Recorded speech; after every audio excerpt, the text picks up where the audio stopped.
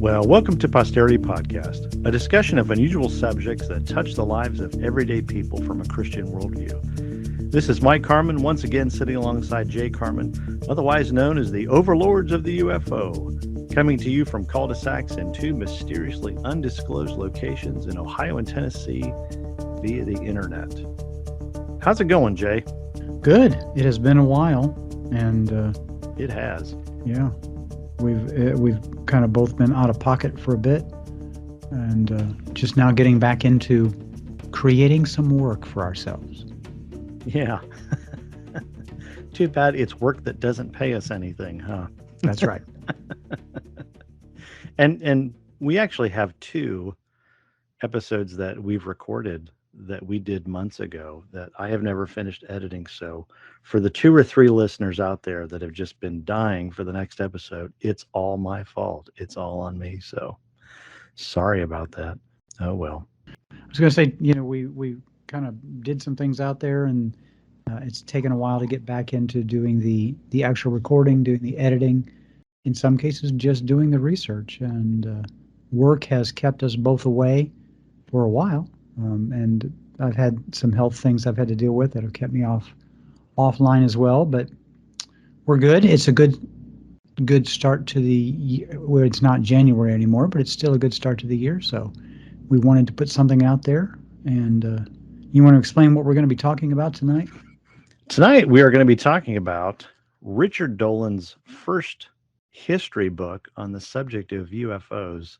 It's called UFOs and the National Security State, Chronology of a Cover-up, from 1941 to 1973.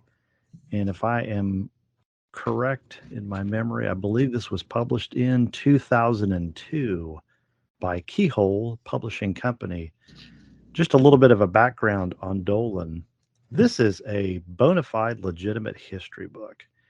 If you have not read it and are interested enough in the subject to look at it from a historical perspective, we both would recommend actually picking this book up and reading it.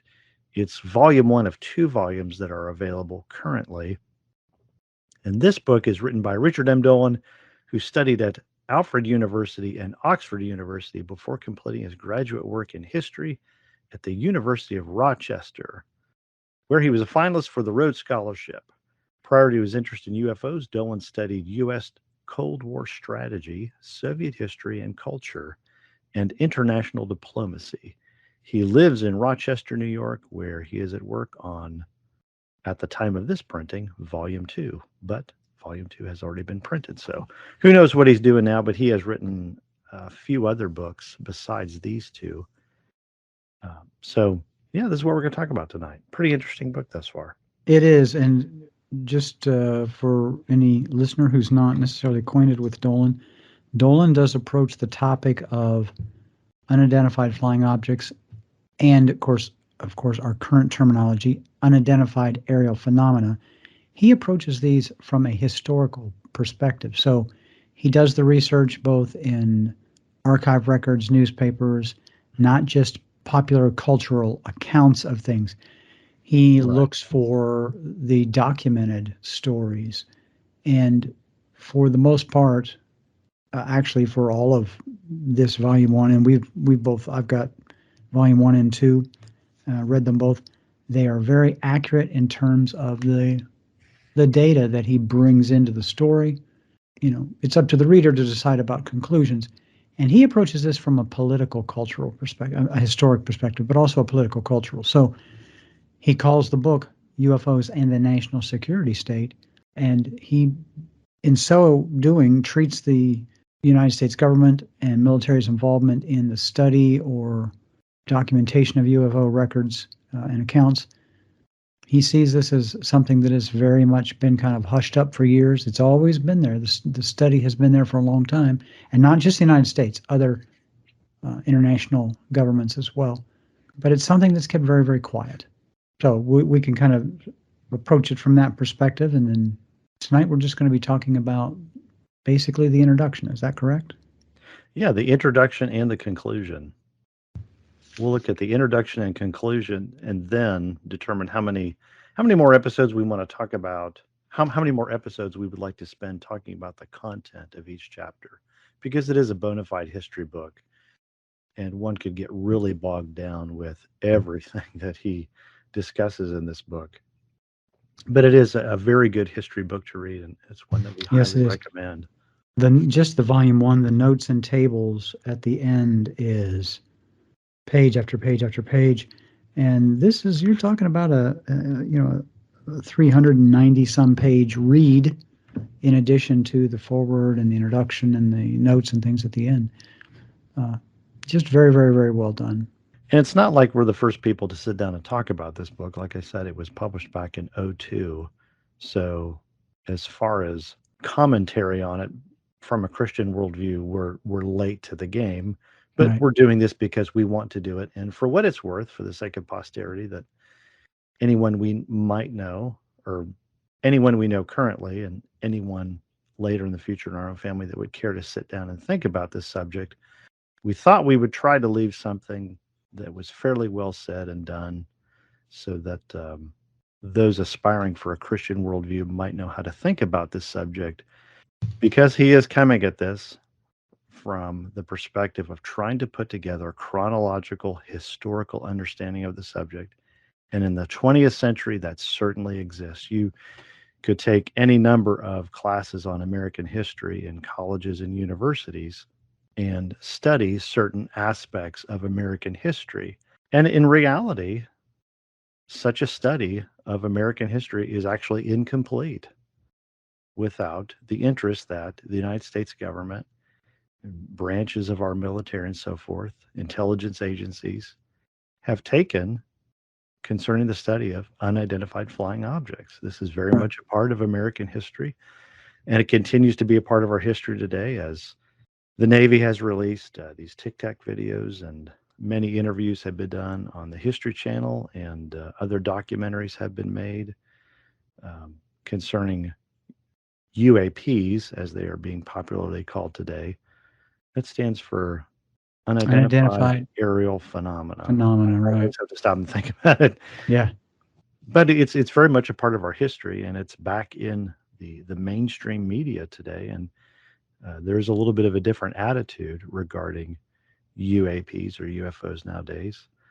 But back when we were growing up, the attitude was very much there's nothing to it, and you're either seeing things that are natural phenomena that you're just misidentifying, or you're making it up. Yeah. So, but that has changed dramatically since probably 2017, when Leslie Kean released her article through the New York Times, and we found out that Harry Reid had helped get money for a study that was headed up by Robert Bigelow of Bigelow Aerospace, and there are so many initials now to the study of UAPs. I have to go back and look them up, because I could say ASWAP or ATIP, and somebody might think I'm swearing. It's like, Yeah. no, Yeah. it actually stands for something. I can't That's remember what right. it is, but Yeah. And you can say it on the air. that's right. I mean, I could say ASWAP, and somebody might think I'm saying something else. No, no, no, I'm not saying that. I probably got my initials wrong, you know. But so anyway, we're going to jump into the introduction and the conclusion today, and then spend a number of weeks, if we like, discussing the content. So, you want to go first, or you want me to go first? You can go first. And something else just to add in there for anybody that's listening, we will, probably not with this episode, but we'll put up a page of notes, so to speak, that would be a guide to source books that deal with the UFO phenomena from a historic point of view, Yeah. record keeping and that kind of thing. And again, we want people to understand that we do approach this from a Christian worldview. We also do not make fun of the people who have had sightings or experiences. Hey, we get that. And actually understand that no matter what anybody else says about it, you have become a part of a much larger group than people know, Right. who have seen something legitimate. Not saying what it is, but seeing something legitimate and unidentified, and maybe ours, maybe theirs, maybe military, may not be military, all sorts of things to think about. But Yeah. anyway, why don't you get us started, Mike? Yeah. You know, before I do that, Dr. Michael Heiser, several years ago, the Old Testament and Semitic language scholar, made this interesting statement when he said, and he was talking to Christians when he said, if you think, and he was talking to pastors, I believe, but he said, if you think that the people in your church don't read books about UFOs and the paranormal and things on the fringe, he said, you are sadly mistaken. Right. I thought that is so true. And I knew that it was true because at the time I was an associate minister and I was reading books about that sort of thing, wondering, what do I actually do with all this? But having said all that, yeah, we're trying to come at this from a Christian worldview. And even though we're going to disagree with Dolan's worldview, we want to fully discuss what it is we think he's saying and believes, and then try to interject a more complete worldview. So if you look at the introduction on this book, the page that I'm looking at is 15, 16, 17. And he begins with a couple of quotes, one by Alfred North Whitehead and another by Sigmund Freud. And then there's an anonymous statement that says there's a skeleton in every closet. And I think I like that one the most. And concerning this subject, he begins with the subtitle, The Problem of Ufos. I just want to read this first paragraph. He says, the UFO problem has involved military personnel around the world for more than 50 years and is wrapped in secrecy. Over the years, enough pieces of the puzzle have emerged to give us a sense of what the picture looks like. I have tried to use these pieces to construct a clear historical narrative focusing on the national security dimensions. This is an important first paragraph because he is so right when he says that enough of the pieces of the puzzle have emerged to give us a sense of what the picture looks like. We're going to disagree with what the bigger picture looks like from what Dolan says, but we appreciate the fact that he has tried to construct this historical narrative focusing on the national security dimensions, because when I believe Project Grudge came first and then Project Sign, but I don't remember. But then that was followed by Project Blue Book. The focus of those studies was to determine, what are the national security dimensions of this? What are the national security implications? Is there a threat? And so when Blue Book closed down and that material was handed over to the Condon Committee, I believe in 67 or 68, Dr. Edward Condon of Colorado University determined, as the story goes, as to whether he really investigated it, I don't know. But the story goes that the Condon Committee decided everything that Blue Book had studied was of no national security consequence. But in his second paragraph, he says, because this subject is so widely ridiculed, it is important to stress why it is worthy of discussion, or why it is worthy of serious attention. He says, stories of strange objects in the sky go back far back in time, but the problem received little attention until the Second World War. And then things really began to emerge. And this is a widely ridiculed subject even today, even though it's more accepted than it was. But our contention is that people who are not crazy, people who are sincere, actually have experiences, many of which them are visual, in which they cannot be written off as a misinterpretation of natural phenomena, but are of something that is apparently otherworldly. One more thing is, and I'll let you take a crack at this, but on the second page or the following page towards the bottom, he says, by the end of 1947, a contingent of analysis at the Air Technical Intelligence Center, ATIC, and Wright-Patterson Air Force Base believed that UFOs were extraterrestrial.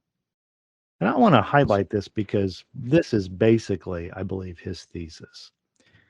In his conclusion, he reasons that this is a highly probable conclusion. He suggests that there are two possible interpretations for UFOs when all of the data is considered. But I believe that this is his contention, is that UFOs are by nature extraterrestrial. And so as he begins to form his narrative from all of the research that he's done, from what he says in his conclusion, it's clear to me that he begins with this and he ends with this. So, as we discuss this subject, we're going to be bringing a little bit more to this because we're going to try and look at not just what he talks about in this book, but what we have read about the phenomena overall. And we're going to be appealing to Christian and non-Christian resources concerning this subject and trying to come up with what should I say, a sound, reasonable series of evidences for our conclusion that, and I may be getting way ahead of the game here. And if you want to stop me, don't give it That's all away right. just Go yet. ahead. We want to give the best evidences that we can that have helped us determine that while there is apparently a very real physical dimension to this, that a portion of this overall phenomena is not something that is natural and being misinterpreted, or is American or the hardware of some foreign nation, but is something that is physical and spiritual as well, and is inherently deceptive in the worldview that it propagates and what it actually does to people. So then in the broader picture, we're going to be addressing this from a Christian worldview and ultimately saying, it sounds like a duck, walks like a duck, and that duck is apparently what we would say is the kingdom of Satan. So that does give away our worldview, but Dolan's given away his. But right now, we'll just continue with the introduction and get to our conclusion and our assessment of things later. So how's Yeah. that? Yeah, that sounds good. I think you mentioned Blue Book. Blue Book operated from 47 to actually 69 is when it actually formally shut down.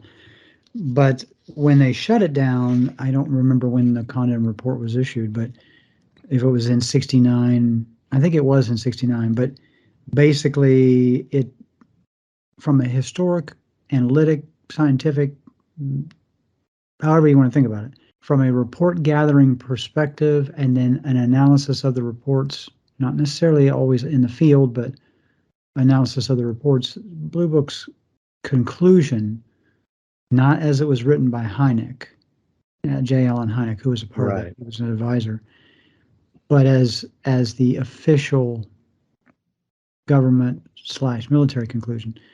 The official report was, okay, no and I'm actually quoting here from the report, no UFO reported, investigated, and evaluated by the Air Force was ever an indication of threat to our national security. That's the first thing. And this is in Dolan's book, this is on in Roman numeral pages, because when you said 15, 16, 17, I had to stop. Yes, I'm sorry. Yeah, it's I in was Roman looking at Roman numerals and didn't think to say that. That's all right. You translated that automatically. I had to stop and think. This is on page 21 in Roman numerals.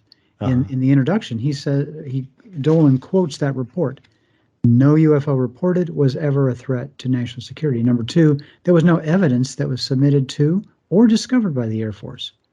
And you have to understand that Blue Book was overseen by the Air Force. Right. That sightings categorized as unidentified represented technological developments or principles beyond the range of modern scientific knowledge. Wow. Yeah, if that's true, well, that's another whole. It's very difficult to understand why they would conclude that when Right. all of the observations that were made during Blue Book's time would indicate otherwise. Right, exactly. So really with that statement, they're basically saying, look, because we don't have one of these in a hangar to study, we're going to blow all of that off and just say there's nothing here that would indicate that there's a technological development of principles beyond the range of our own understanding of science. Right. That's really crazy and arrogant. It is kind of crazy. But anyway, go ahead. It's either blatantly a blatantly false statement, or it is a misleadingly true statement. And there are other ways to think about how some of this is phrased. When Mike and when we talk about the report that was issued last year or released last year, right, by the subcommittee, basically, I took it to be basically a pitch for more money. Right. And I still maintain that. But there were things in there that were certainly true, but there was some other aspect to the truth. So Where Dolan comes at this, says these are extraterrestrial. Where Mike and I approach this as not necessarily. There's something going on here that is of a spiritual enemy, spiritual kingdom that is not good.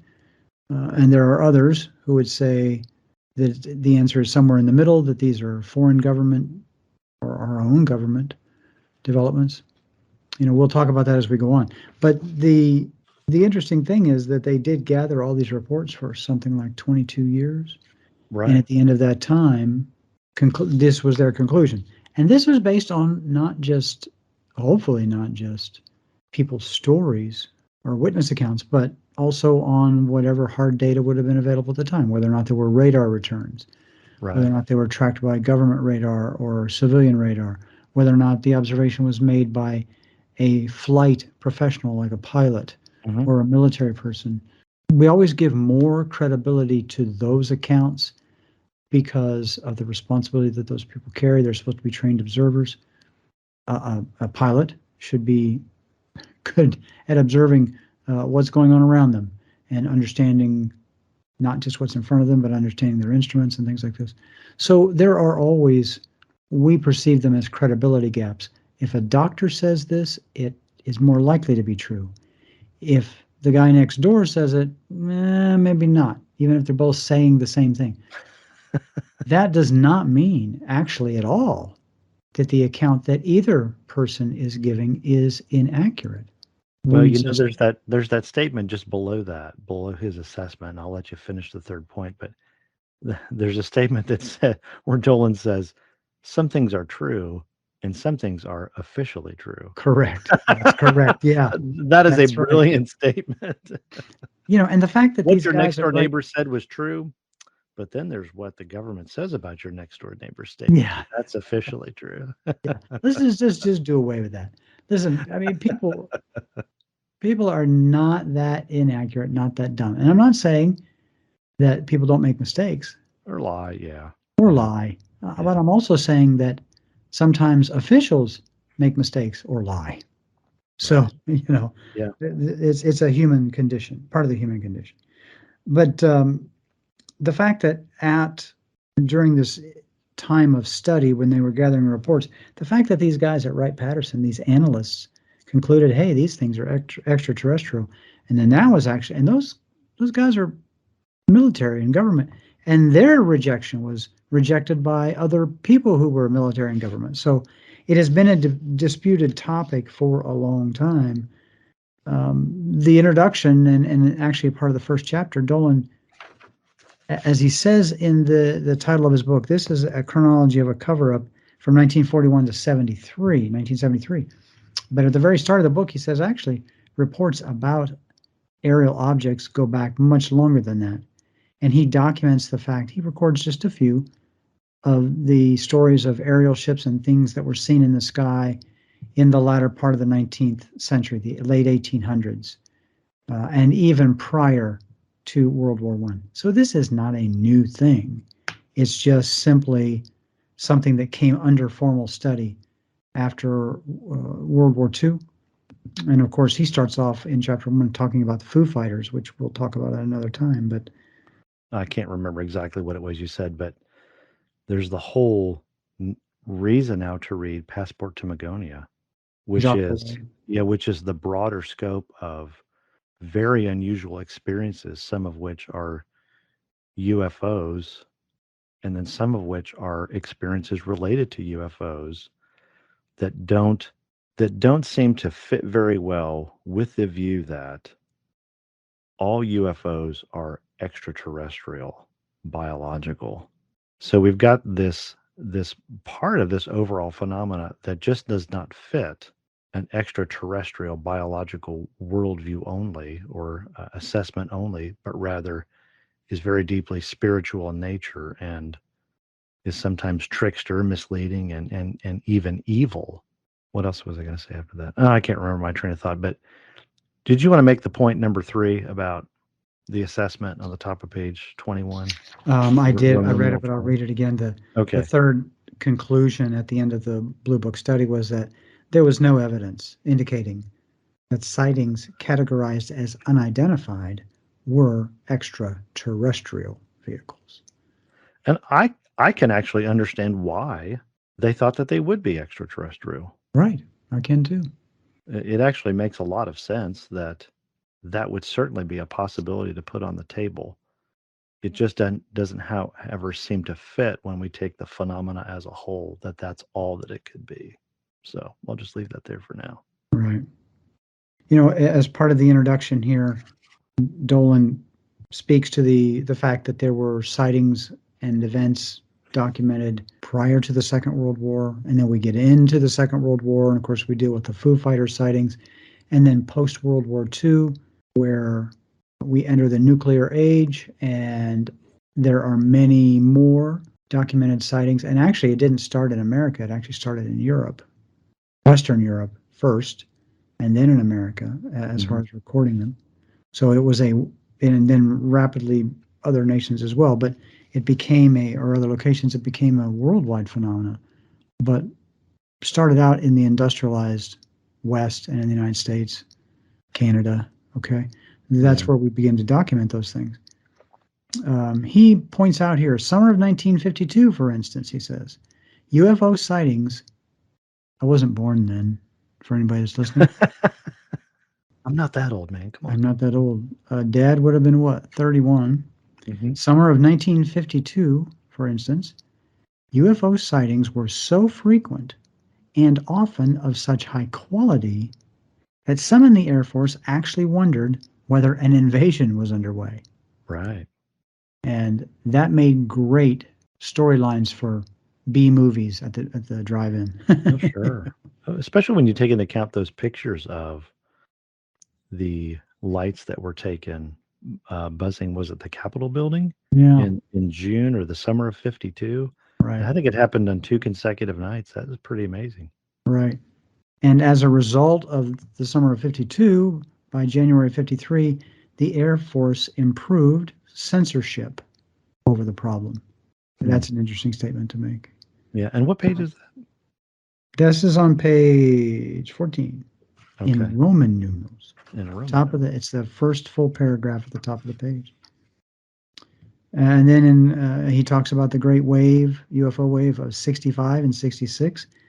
I actually wonder if maybe that's when Dad took an interest in. I'm sure he took an interest before then, but summer of 65 and 66, I was 8 and 9 years old. And the Air Force could no longer they couldn't hide behind ideas like weather balloons and swamp gas. And so they launched the scientific funded study of UFOs by the University of Colorado, officially known as the Condon Committee, to settle the matter. Took them 2 years to decide that I just don't get it. 2 years, they decided that it was not worthy of scientific study. Okay. But the Blue Book continued and still gathered reports. December 1969, the Air Force announced it was no longer investigating UFOs, and of course they shut down Blue Book.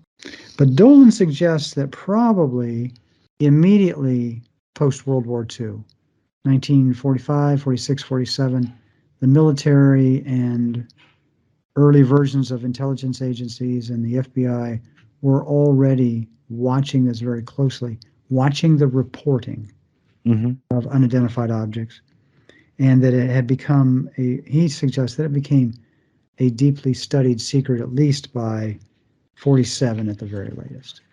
That was kind of when it was beginning to be more underground, that there was already an underground study or something in place there that was watching.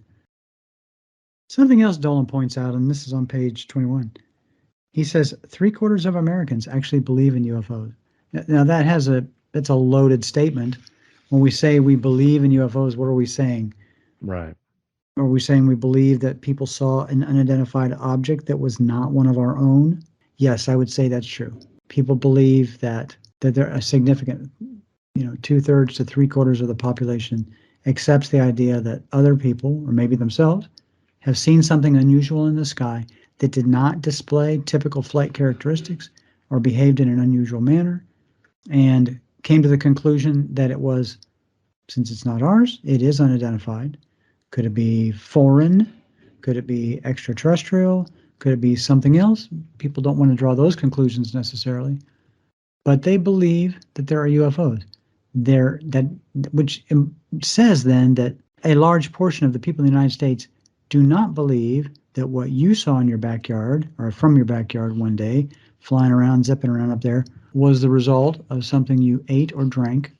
It was not the moon viewed through a haze. It was not a bird, not a bird nor a plane. It wasn't Superman. So they're actually saying, no, they're saying we believe that people do see these unusual things. Yeah, it is interesting that with all of the evidence that UFOs have left behind, that Project Blue Book would conclude, as you read, that there's no evidence suggesting that they were extraterrestrial vehicles in any way, when really in, I think the public, I think that the worldview that the government puts forth would only allow for an extraterrestrial because of the nature of what these things do.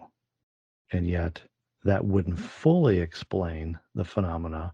But it's interesting that after all that study, they took the extraterrestrial hypothesis right off the table and essentially made it a non-issue, a non-phenomena. I'm not sure what to call it, but that really did leave people open to more ridicule when if all a person is willing to consider is that all that exists is the material universe, people are seeing something. We've just taken the extraterrestrial hypothesis off the table. That just leaves everybody as either misidentifying what it is they see, lying, or they're making things, well, they would be lying if they're making things up, or they're just crazy Right. because it can't possibly be anything else. But yet we know that the government obviously continued to receive reports. As if you ever want to find more out about this, research the subject, you can go to theblackvault.com and look at documents released through the Freedom of Information Act from, I believe, all the branches of the armed services and certainly some intelligence agencies, and find out that they continued to investigate this phenomena, and Right. that the conclusions of Project Blue Book were really just a way to dismiss the problem and say these aren't the droids you're looking for, and let's all move on because Watergate's coming up. Let's That's right. focus our attention on that, right? Let's not talk about UFOs anymore. Right, exactly. But I like in his introduction, just moving on a little bit, how he talks about official culture and unofficial culture, when he says some things are true and some things are officially true. I just think that says so much when we can look at so many things that people experience and say this is actually true, but those in power and authority have said no, that is not true. What we say is officially true. And I like his example that when Joseph Stalin was in office, when he was ruling with an iron fist over the Soviet Union in the 20s, he goes on to say that he expected a total population of around 170 million. But when he had people take a census, the number came in at 156.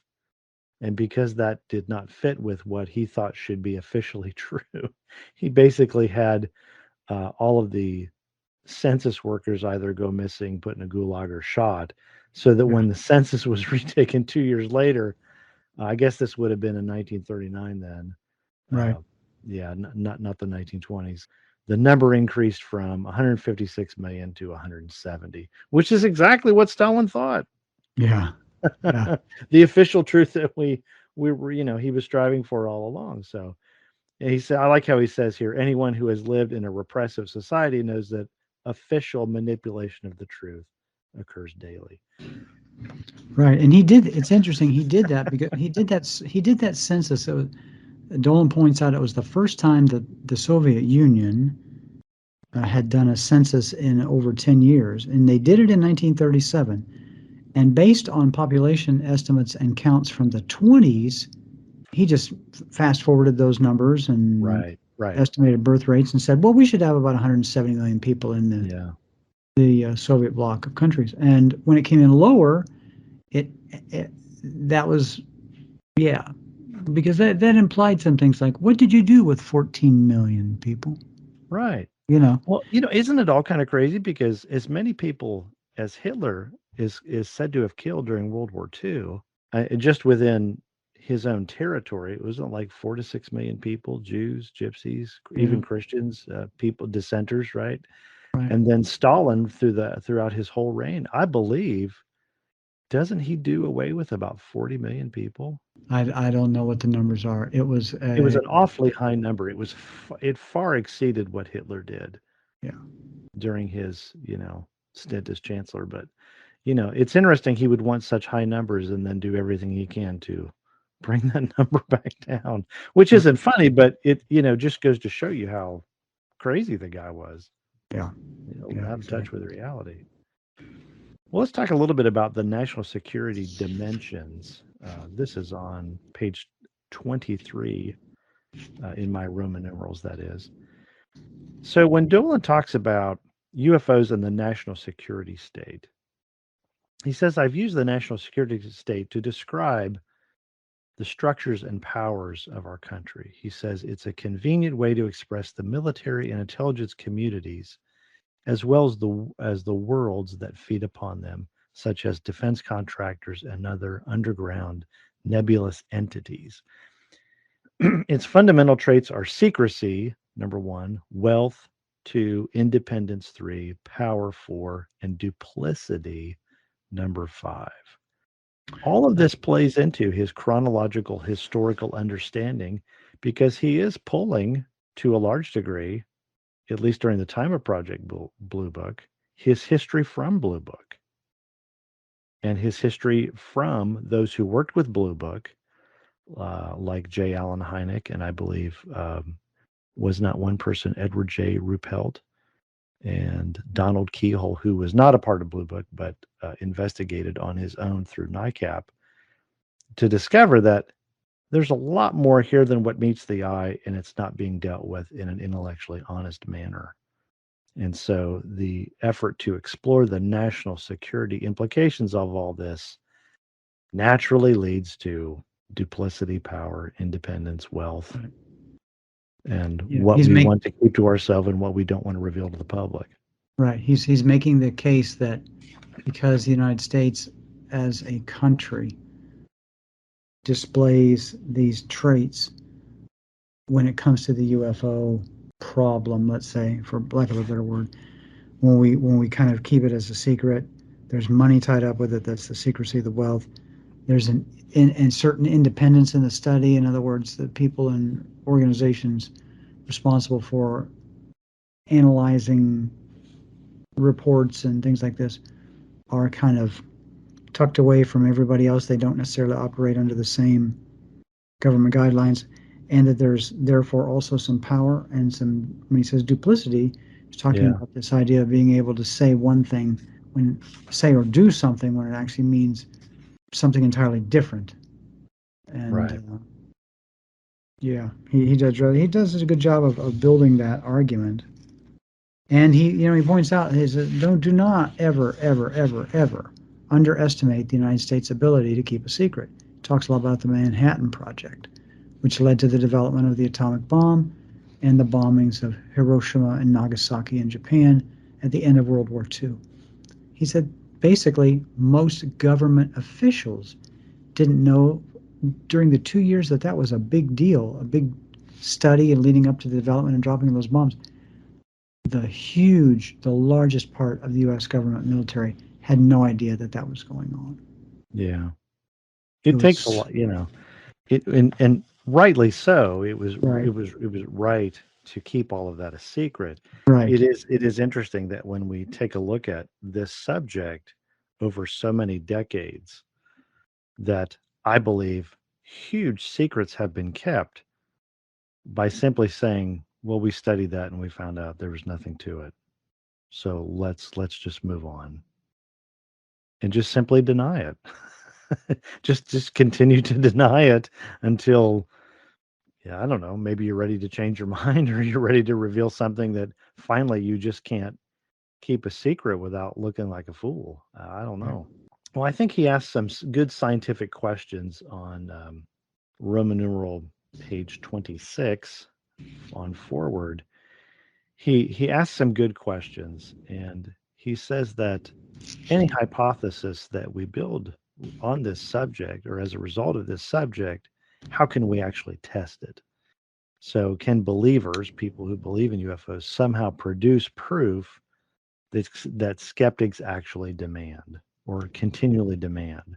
And so he asks the great question. He says, what would actually constitute proof of UFOs? We've got radar returns, we've got radar tracking tapes, we've got physical evidence on the ground, we've got eyewitness reports of craft and even beings, we've got a changed worldview in society, which is evidence, certainly evidence of something. People, when we look at the broad scope of UFO reports, they've been physically harmed, psychologically harmed. Mm-hmm. So when it comes to proof, it's interesting to me that all of that is dismissed because the only thing that really constitutes proof is whether one of these things is available for everybody to see, or at least the scientists to see, repeatedly make tests upon, and derive conclusions based upon those tests. In other words, it has to be subject to the rigors of scientific testing, because without that, without one of these things that we're studying in a hangar somewhere, there is no proof of this, which I think leads to the fact that this strict materialistic worldview, or scientistic, the view of scientism, is really very irrational. It's not logical, and it's really not scientific,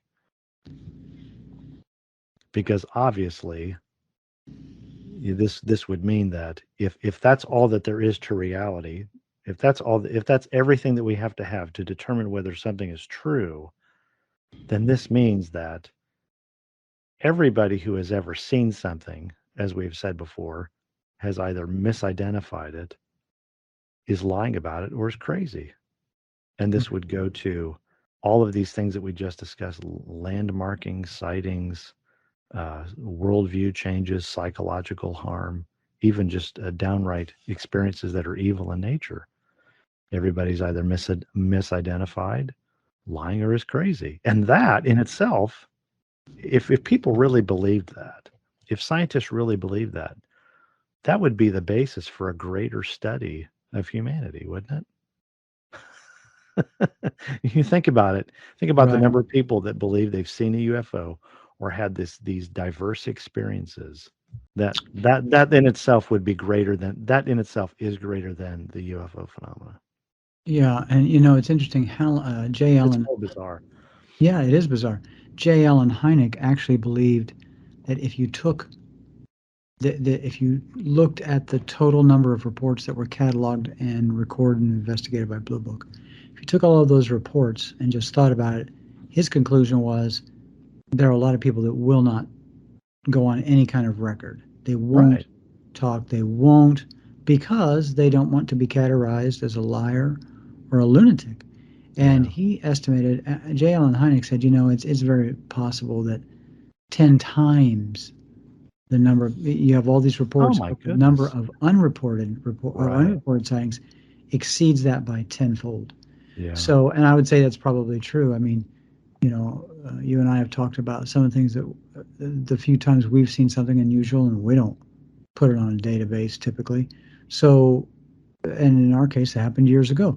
So by the time Blue Book was wrapping up towards the end of '69, and the Condon report had said there's nothing here to see, and the government and military were basically saying, if you saw this, if you say you saw this, you're either making it up, or you're crazy, Yeah. or you have misidentified something.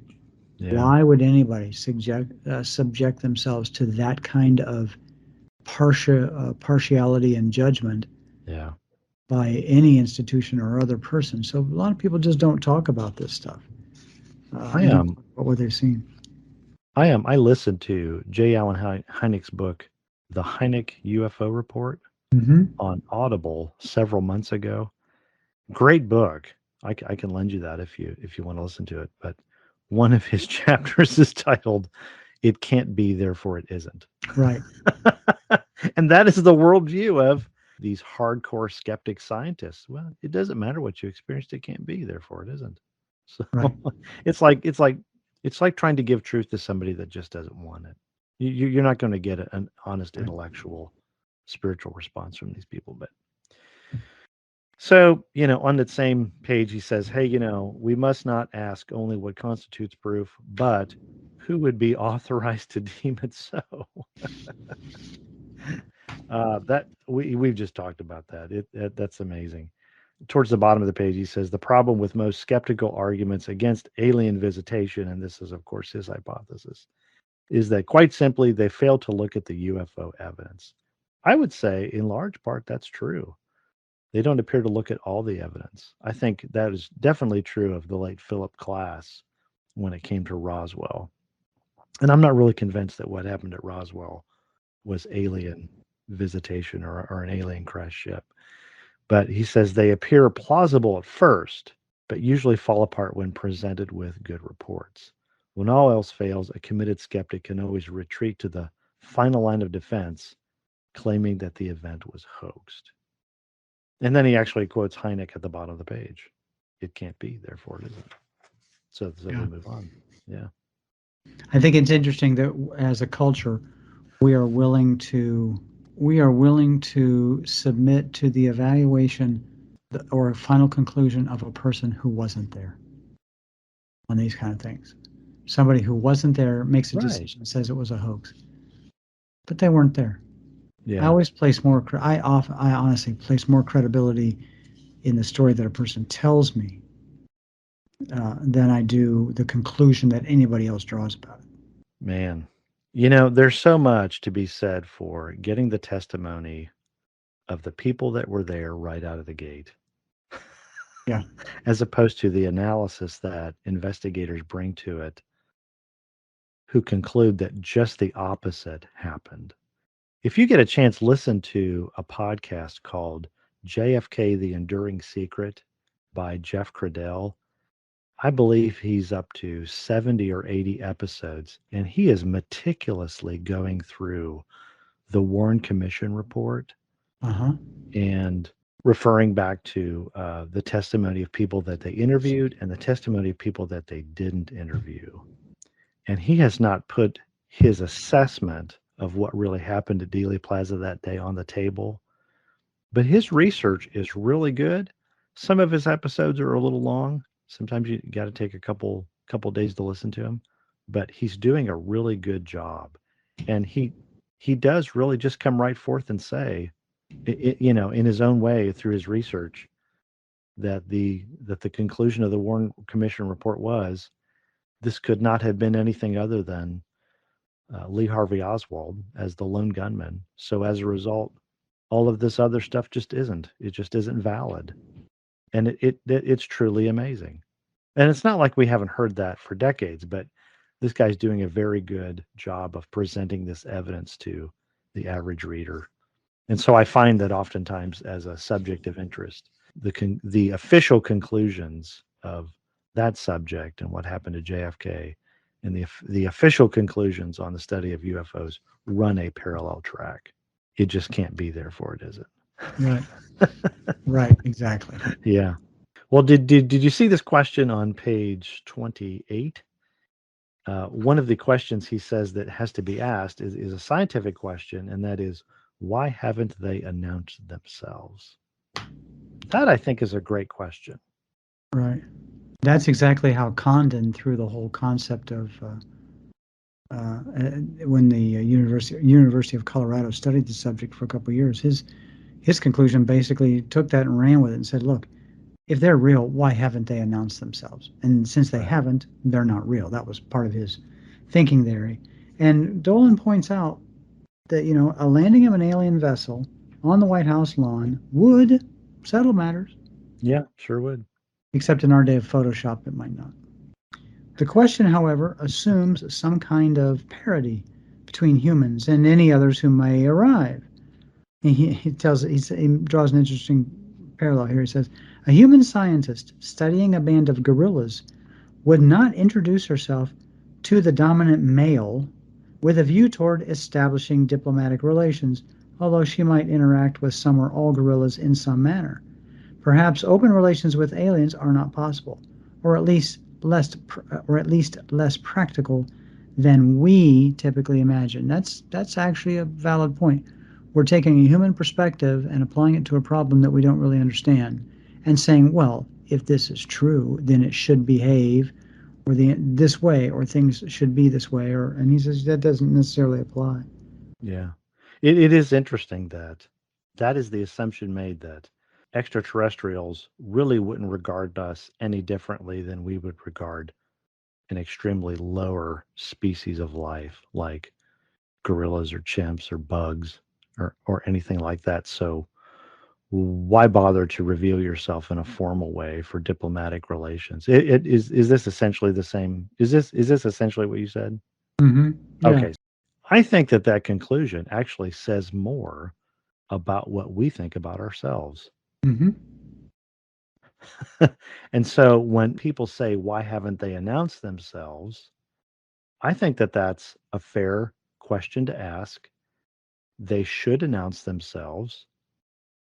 I think we are mistaken if we think that they haven't. I think that they have announced themselves.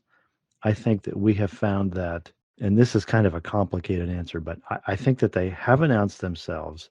I think that we have found that according to their nature, and that is the nature of these UFOs, they actually do think we are not worthy of a formal diplomatic introduction because that's not their purpose for being here. Their purpose here is to eschew our worldview and to basically mess around with us and change our lives as such that it actually draws us away from understanding God, the God of the Bible, as our creator and Jesus Christ as our redeemer, so that we are left helplessly wondering, who are these beings? Why haven't they introduced themselves? Why did they do this? Why didn't they do that? And then we get all of these prophets of the UFOs who say, some say, well, they're here to, tell us if you don't take care of the environment, you're going to mess it all up. And if you guys don't stop fighting amongst yourselves, another one says, you're never going to be able to join the Intergalactic Federation. And if you don't, bear the children of aliens, you're not going to you're not going to play your part in helping us maintain our own civilization. It Yeah. The worldview that people are left with is patently bizarre and is incredibly misleading people away from understanding the actual truth of our existence. So on the one hand, if I really thought that these things were simply extraterrestrial, that the materialistic worldview is the only view, it would seem to me that they should announce themselves, but I would not be surprised if they didn't view us any differently than oftentimes we view ourselves, lower civilizations or lower forms of life. But since that is obviously not the case, that there is a greater worldview to be had here, it doesn't surprise me that how they have announced themselves is all that we're going to get because it's consistent with the purpose for which they're here. That's probably a very roundabout, complicated way of saying I think that they have announced themselves. We just don't Right. like what they've said. Right. It's just not consistent with a materialistic worldview. Right.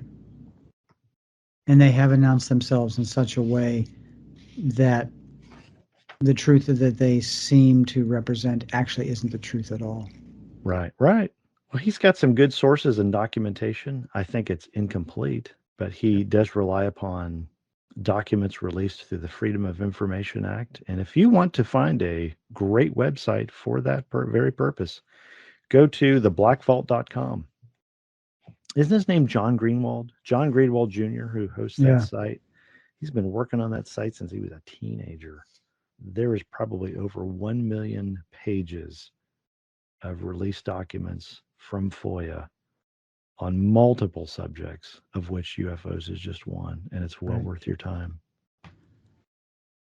So he also does look at his primary sources as Project Blue Book.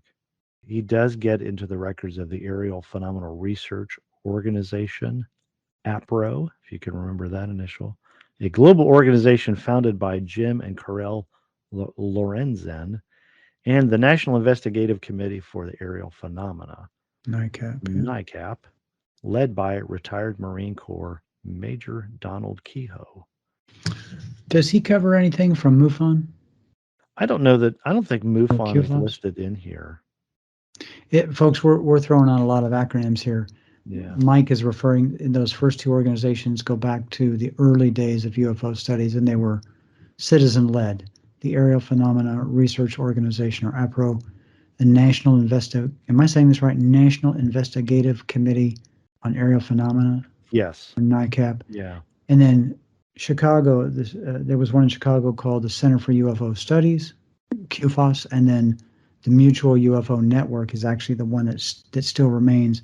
And I think they have the data that have been gathered from QFOS and maybe the others. I don't know. They did absorb somebody's library. Yeah, and absorb their libraries. Yeah. MUFON is actually based here in Cincinnati, not far from. Didn't they move to Cincinnati recently? Just last year, yeah. Yeah. Not far from my mysteriously undisclosed location.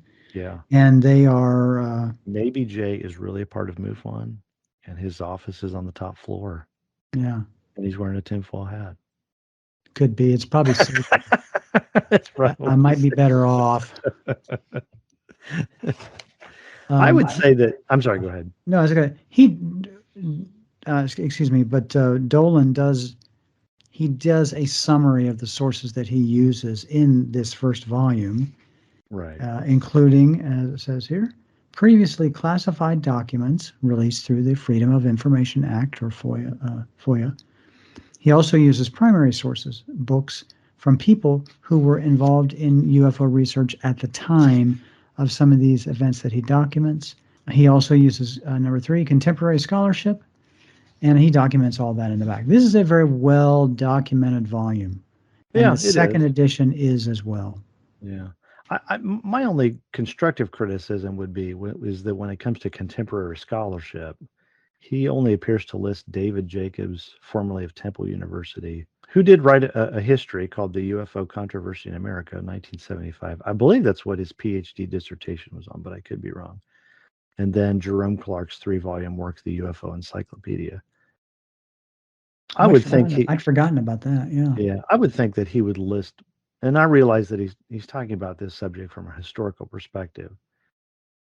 And he does rightly criticize UFO researchers for not reading and digesting in the present day all 5 of Donald Kehoe's books from the 1950s and 60s, I believe, is when he wrote all of those. But it just seems rather slim pickings in the introduction when it comes to contemporary scholarship.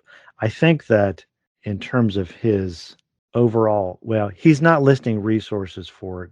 I think what would describe his overall assessment, he's just striving to list historical scholars who are writing from a historical perspective. But I don't know that Clark is a scholar. No, anyway, that may make no difference whatsoever.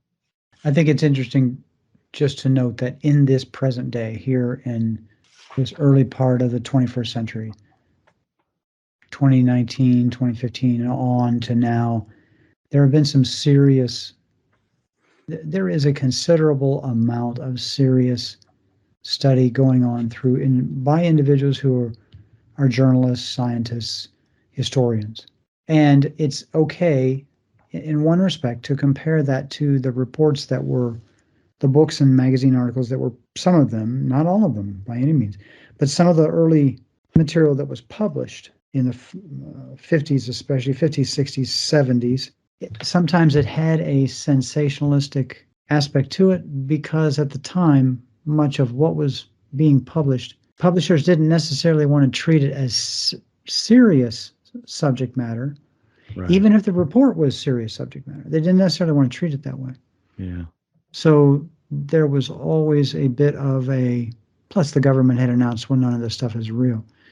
So there was always you can publish this article, you can publish this book, but don't take it seriously because we know these things don't happen, don't exist. This poor person that had this, whatever, it's just something else. So in our present day, now that we've had a couple of generations grow up with these accounts, the stories, the studies, the things on television, the things in documentaries, now that they have been exposed to all that, plus you've had a couple, 2, 3 generations of people who actually have seen things or experienced things. You take all of that cumulative experience, and then you take these announcements from the military about organizations within our own government and defense that were actually studying these things even in recent years. It has a much more valid feel to it, and that cannot be dismissed. Whereas by 1969, there were organizations and people in place to dismiss and debunk the stories that were coming to light because they didn't want those stories to have a valid feel. Right. So, yeah, have a basis in reality. right. Well, you want to jump to the conclusion? Yes. Actually, I didn't get too far into that, so I might let you. Okay. Whoops. I almost dropped my book. Hang on just a moment here. Well, on my book, I'm on page 387. And there's a great quote here from Arthur Schopenhauer, which says, "Our acceptance of any new concept always seems to pass through three phases. At first, it's declared impossible. Then, as supporting facts accumulate, their interpretation is said to be erroneous. But finally, everybody says blandly, we knew it all the time." Yeah. Oh, isn't that where we're at today? Yeah. Yeah. Since 2017, when they released those Tic Tac videos, and I'm still amazed that the hardened skeptics are just putting their hands over their eyes and their hands over their ears and saying it's not real. But anyway, in his conclusion, he says, from the 1940s to the 1970s, military personnel in the U.S. and many other nations encountered UFOs visually on radar, sometimes in close range. And these instances happened not scores of times, but hundreds of times, perhaps even thousands. And these are, I think, just the ones we know about. But sometimes the encounter was nothing more than a solid radar return of an object moving at an incomprehensible speed. Sometimes it included the violation of sensitive airspace. Often it involved the dispatch of one or more jets to intercept the object. Crew members saw it. I won't read the whole thing, but in a few cases, it involved the crash of military retrieval of a UFO. This is part of the book, which we'll have to discuss. In a large majority of instances recorded in this book, military personnel who encountered UFOs were adamant that they did not see natural phenomena. And so, in his conclusion, he's basically saying, look, people experienced something valid that was not misidentified, that was not misinterpreted, and they were not lying about it. And so, in his conclusion, he says, the core of the UFO problem, this is on the next page, comes down to two possible answers. Both are startling and both difficult to accept in their own way. The first possibility is that UFOs are the product of a revolutionary human technological breakthrough. He says the second possibility is that UFOs are the product of alien technology. And this is where he ends this first volume of the book. But I think that both of these conclusions are consistent with a materialistic worldview and don't take into account at all a part of the history of this phenomena that includes a dimension that appears to be nuts and bolts, but is also uh, spiritually evil in nature and misleading in nature. What do you think about all of that? Because I think that this phenomena was really, in a sense, boiled down well in the government's pursuit when Harry Reid got money for $22 million for this. It's an A-tip. It was reported as ATIP, but it actually wasn't ATIP. It was let me give you the abbreviation, AWASP, or I can't tell you what it is. I'm tempted to say because that's the only thing that comes to mind. But it's AAWSAP, Advanced Aerospace Weapons System Applications Program. Harry Reid got the $22 million to develop this program, and got Robert Bigelow as the contractor to head it up. And obviously, this led them out to make part of their investigation into the phenomena at Skinwalker Ranch out in Utah, of which apparently nuts and bolts UFOs were seen and interacted with, as well as a whole range of other phenomena. So the United States government has had a national security interest in this, and it's also had an interest in learning what it can so that it can duplicate or learn something for a technological national security advantage. Right. Overall, this phenomena, and I think that the book Skinwalkers at the Pentagon demonstrates that this phenomena is not the nuts and bolts atheistic materialistic phenomena that some people want it to be. They want it to be extraterrestrial biological, and it's simply not. Yeah, they want the Vulcans to tell us how to build a warp drive. Yeah, and this phenomena has a strong spiritual evil nature to it. If this is what the Pentagon and this study that was done through Robert Bigelow, who owns Bigelow Aerospace, was all about, learning what they could learn, they're really saying, what can we learn from eating from the tree of the knowledge of good and evil? Because if you're going to take your information from that source, then what's God going to do? Well, okay, if that's what you want, I'll let you have it, and you will just become even more led astray than what you are. Now, I realize that that's presenting, our overall worldview in kind of a nutshell, but to say that this phenomena has only two possible answers is, what would you say, reductionistic, simplistic? It's naturalistic. Yeah. Because what it's really saying is the answer to the UFO phenomena is something that can be understood, measured, perhaps replicated when it comes to the technology. We just need to partner up with our space brothers.